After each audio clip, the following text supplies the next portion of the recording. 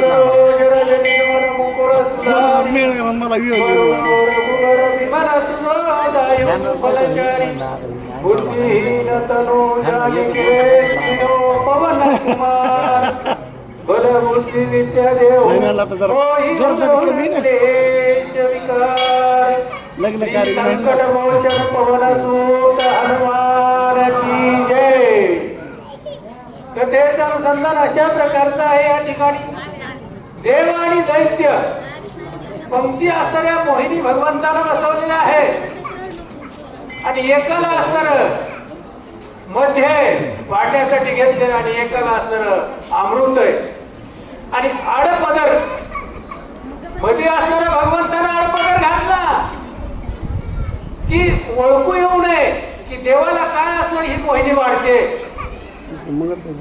आणि राक्षसाला काय वाढते असं त्या ठिकाणी असणार पदराच्या आडपदर म्हणजे असणार पदराच्या आड अशा प्रकारचे असताना त्या ठिकाणी वाढायला सुरुवात केली.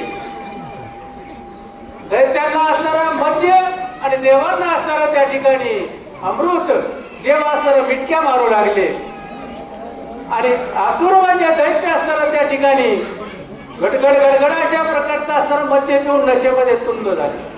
अशा प्रकारची अवस्था एवढ्यामध्ये असणारा राहून पाहिला आणि राहू त्या देवाच्या पंगतीमध्ये बसल्याबरोबर असणार लगेच चंद्रानं असणारं खुणावलं मोहिनीला. बघा म्हणजे असुर असणारा पंक्तीमध्ये बसलाय आणि एवढ्यामध्ये असताना मोहिनी रूप भगवंत अमृत वाढत असताना एक घोट घेतला आणि राहून घेतल्याबरोबर असणारा चंद्रानं त्या ठिकाणी खुणावल्याबरोबर भगवंतानं सुदर्शन चक्र प्रेरित केलं आणि त्या राहूचं असणारं मुंडकं त्या ठिकाणी उडवल्याबरोबर असणारा चंद्राचा आणि त्या ठिकाणी पाहिलं होतं राहून की चंद्रानं खुणावलंय चंद्रानं खोडी केली. दोघांचं असणारं भांडण सुरू झालं त्या ठिकाणी आणि भांडण सुरू झालं अगोदर असणारं त्या ठिकाणी भांडण सुरू झालं नंतर भगवंतानं मुंडकं उडविलं. पण आज सुद्धा असणारं त्या ठिकाणी दोघांचं भांडण झाल्यामुळं पौर्णिमेच्या दिवशी राहू असणारा चंद्राला ग्रहित करतो.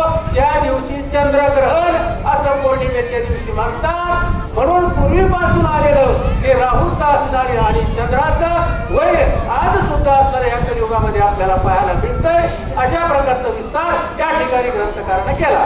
चंद्र दाखविले राहूसी राहू झोपला चंद्रासी आद्या परी आकाशी राहू पूर्वेसी होतासे. आता सुद्धा असणाऱ्या पौर्णिमेच्या दिवशी असताना त्या ठिकाणी चंद्राला ग्रहण लागते आणि राहू सुद्धा असणारा चंद्राबरोबर जोडली घेतोय आणि ग्रहित करतोय. अशा प्रकारचा सुद्धा असणाऱ्या या ठिकाणी बोलतात आहे. म्हणून दर पाडिले दर्यावाई वाढत निघाले धरती मोयनी बैसोनी उरावरी वास करी नेवसी. त्या ठिकाणी धरणीवर असणारा त्या राहूला पाडलंय मोहिनी रूपी भगवंत त्या ठिकाणी असणार छातीवर बसले आणि आज सुद्धा असणारा त्या ठिकाणी पृथ्वीवर एक प्रत्य आहे.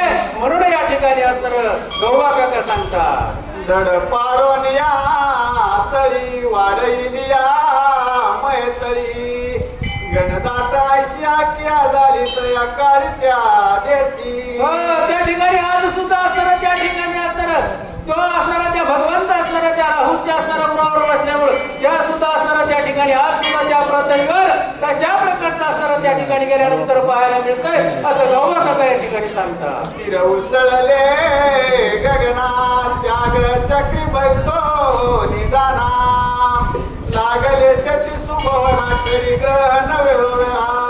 त्या ठिकाणी आकाशामध्ये राहून असणारं शिर उडाल्याबरोबर असणारा त्या ठिकाणी राहून काय कृत्य केलं तिथून पुढे असणारा चंद्राबरोबर असणारा त्या ठिकाणी झोपायला सुरुवात मध्ये चंद्रग्रहणाला सुरुवात झाली पौर्णिमेच्या दिवशी. त्याच्यामुळेच असणारा राहूचा आणि चंद्राचा असणारा दोघी होती आणि ग्रहण लागतंय ते आपल्याला पाळावं लागतंय.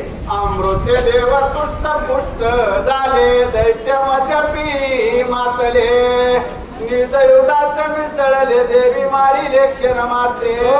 त्या ठिकाणी असणारा देव असणारा अमृत पिऊन त्या ठिकाणी पुष्ट झाले पुष्ट आणि राक्षस मध्य प्राशन करून त्या ठिकाणी असणाऱ्या वेड्यासारखं असणारं त्या ठिकाणी कृत्य करू लागले.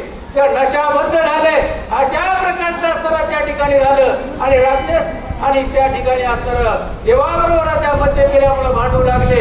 हे पाहिलं भगवंताला आणि काय करतात. पूर्वयुगाची स्थिती रत्न नेमिले शीघ्र गती राहूच्या मृत स्थिती मारेली निश्चिती साडले.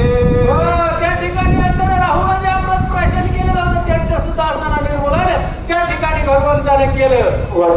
आणि त्या ठिकाणी असणारं सर्व अशा प्रकारचं असणारं राक्षसांचं आणि देवांचं असणारं त्या ठिकाणी भांडण झालं.